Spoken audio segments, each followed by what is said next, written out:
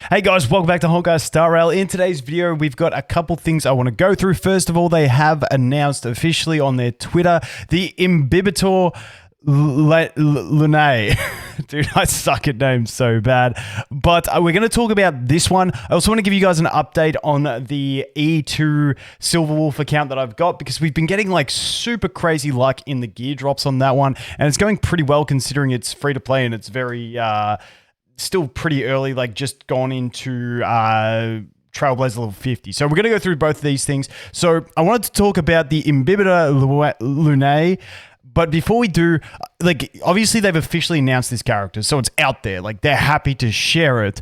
But when we start talking about it, now I'm not going to cover any leaks or anything like that, but just know that, like, just you can tell by the appearance of this character that if we start talking about it or looking into lore, maybe it might spoil things for some players. So I'll leave a timestamp to when I go to the account review for those that don't want to look too much into this character and what we've seen in the game so far related to it, just in case you want to avoid that. But like I said, it's out there on their Twitter. Everyone's going to see this anyway. So we're going to talk a little bit about it, but this is looking like 1.3 characters. This is the same as what they did with Kafka and Blade. They started announcing them early, so that you know what characters are coming. Now, what I'm curious to see with Kafka and Blade, we already like know their basic ability sets. We don't know finalized numbers and stuff like that, because obviously adjusting is always a thing. But we already knew the basic way behind the way they're going to play, you know, minus massive adjustments in their playstyle, which hopefully doesn't happen.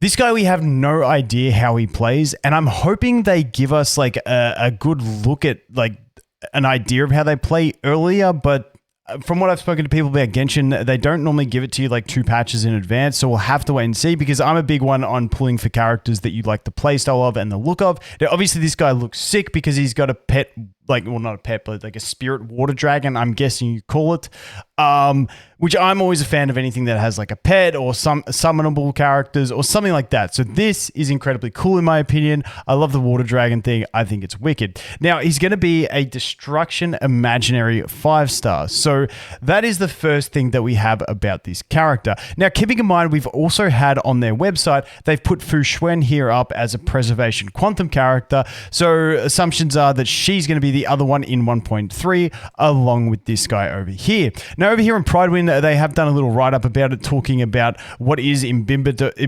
Dude, I can't even say the bloody word. But let's look at this tweet.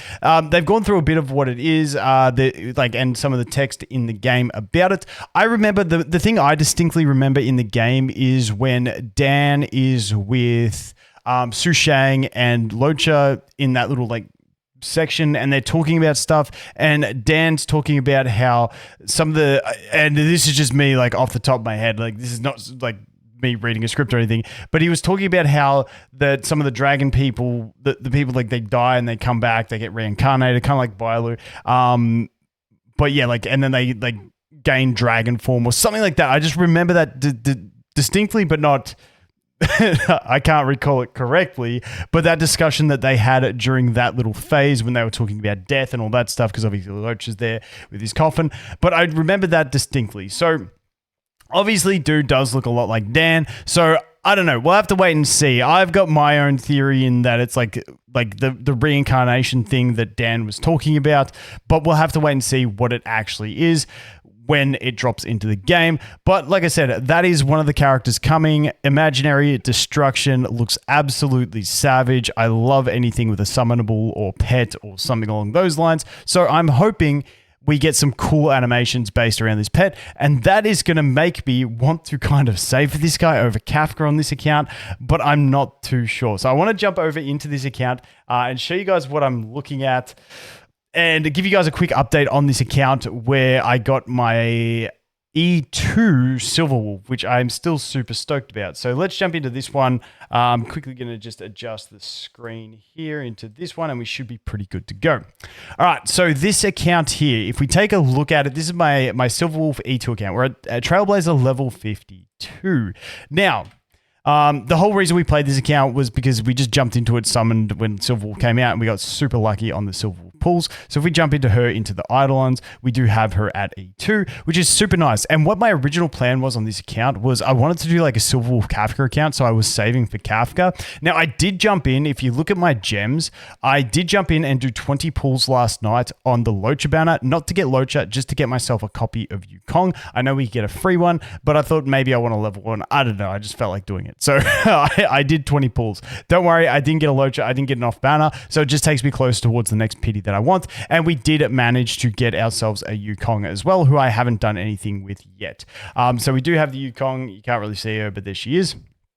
Still level 1. But on this account, we've obviously got the Silverwolf, and I wanted to show you guys some of the drops we've been getting in gear because it's insane. Now, I'm probably pretty soon going to go over and start farming some credits and experience because that becomes a crunch once we hit 60. Plus, I haven't leveled all my characters here yet. I've only leveled Dan and Silverwolf, and we're completely out of experience books. So I've probably got to do that, but I just enjoy farming gear, so it is what it is. Now, we've been farming some Quantum set gear. Now, my Silverwolf is nowhere near on the set she wants to be on. I farmed a ton of planner ornaments and stuff, but I haven't seen a good quantum damage one yet, so that's why she's kind of scuffed in her build.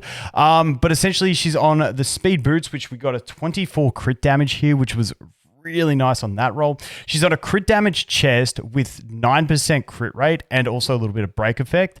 Then her gloves have 6% crit rate and we got some crit damage and break effect. The head's just rolled into 11% crit rate. It's pretty average besides that. We could get a definite upgrade from that. And then on, like, I had her on the energy regen rope just because we had some crit rate. Ideally, I kind of want to put her on a break effect, kind of like this rope that I've got on the Serval. I feel like a break effect on my Silverwolf. And like the way I want to build this Silverwolf is with speed on the boots, crit damage on the chest, try and get enough crit rate subs to get to like 55, 60 plus % crit rate. I think I'd be okay with maybe a little bit more, but then maybe go for some break effect on the rope. But at the moment, I've got to sort out some better planner ornaments on her. So her build is a little bit scuffed at the moment, but I obviously don't need effect hit rate because we have her at E2, and she's at 40% crit rate, 156 crit damage. So not an optimal build. Like I said, we're missing a couple of those planner ornaments, but that's where she's at. But we've had some pretty decent gear drops.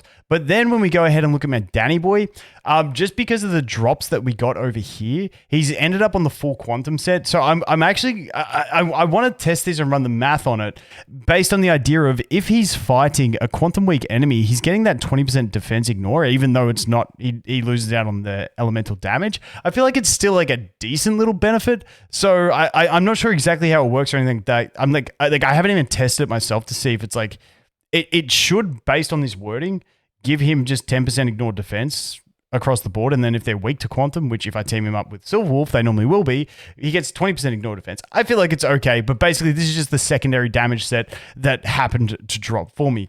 Now, if we look at my Dan stats, he is on attack boots.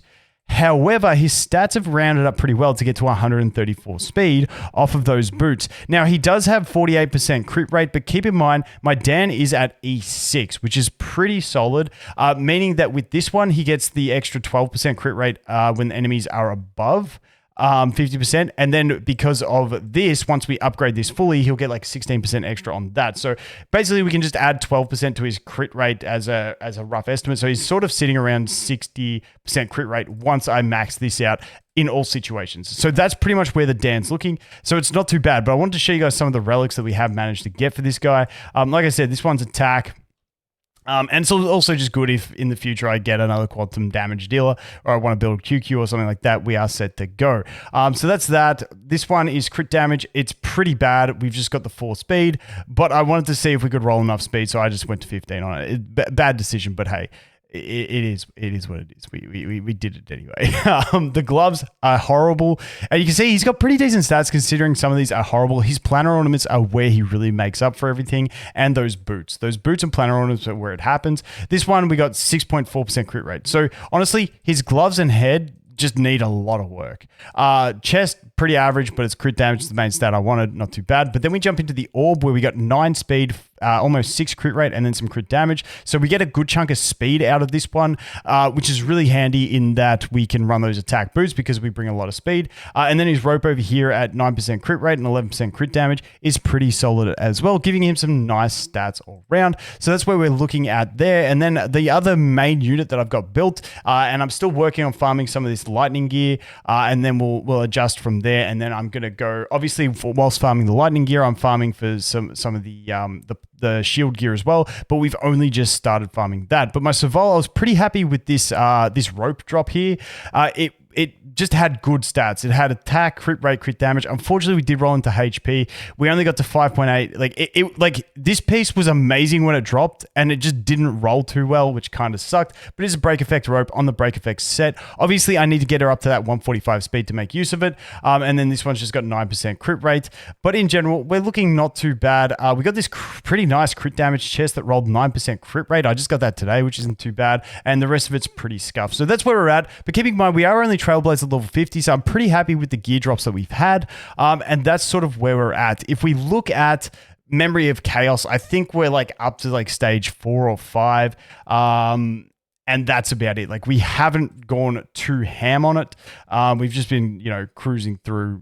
We're still very low. Yeah, we're up to stage 4. That's it. I couldn't be bothered because I've only got I'd have to go back and try and get extra stars, but I figure I'm going to come back to this probably on the last day. Like I said, I'm going to probably start farming some experience and try and level up more of my core characters because, like I said, Dan and Silverwolf are the only ones that I've really leveled. And besides that, we're sort of just strapped. So I have been enjoying farming gear on this account because it has been going so lucky. But yeah, I'm about to bounce out and we're going to just try and buff up the account. Obviously, we do have the Bailu. We got the Clara, which is really nice. Now, because we have the Clara, it's very tempting, as always, to go ahead and pull for a Locha, so we can run like Locha, Clara, and Yukong. But I'm still holding out. The idea is to go for the Kafka, but because that Dan is the Dragon Dan, I'm gonna call it, is so cool, I'm kind of tempted to say for him. But I think because we did go and get the E2 Silverwolf, it just leaves us poised to run like a Silverwolf, Bailu, Serval, and Kafka team, and I feel like that would be an incredibly solid team. So I'm thinking that's what we're going to do, but I'll keep you guys updated on this account. I just had a few people ask me about it. That's where we're at. We have been grinding it. I am still on holidays, so the other accounts I've been just doing dailies and stuff like that, and that's about it. And this is the one I've been sort of putting a little bit of effort into in my spare time while I've been away. But that is about all I've got to go through in this one, guys. As always, thanks for watching. Hope you have an awesome day, and I look forward to seeing you in the next one. Cheers.